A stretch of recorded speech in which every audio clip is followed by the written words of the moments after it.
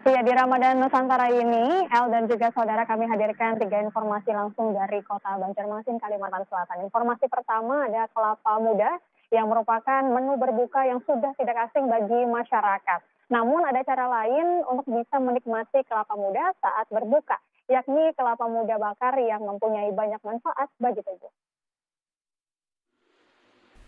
Sesuai dengan namanya, kelapa muda bakar merupakan buah kelapa muda yang dibakar di dalam tong selama 4 jam. Kelapa dibakar dengan api sedang agar tidak pecah. Meski rasa manis akan hilang setelah dibakar, namun banyak masyarakat yang tertarik mencoba kelapa muda bakar karena keunikan dalam proses pembuatannya. Serta khasiat dari kelapa bakar yang dipercaya dapat menetralkan racun dalam tubuh dan meningkatkan daya tahan tubuh.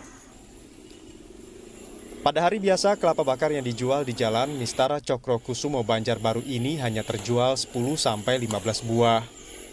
Namun, memasuki bulan Ramadan alami peningkatan. Per hari dapat menjual 20-25 buah. Hangat-hangat kan enak lagi biasanya kalau buka puasa ya loh. Kalau yang es aja tuh yang biasa buka puasa. Kalau yang bakar tuh manisnya hilang bang. Oke. Kayak alat gitu nah. Jadi supaya nyaman dicampuri gula aren sama jahe biar rasanya nyaman. Kelapa bakar dijual dengan harga Rp20.000 per buah. Biasanya disajikan dengan gula aren dan jahe.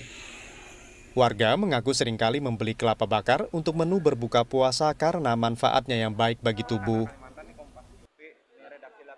Oh gitu. Cari khasiatnya tadi. Nah kita cari khasiatnya. Emang lebih mahal dikit lah ya.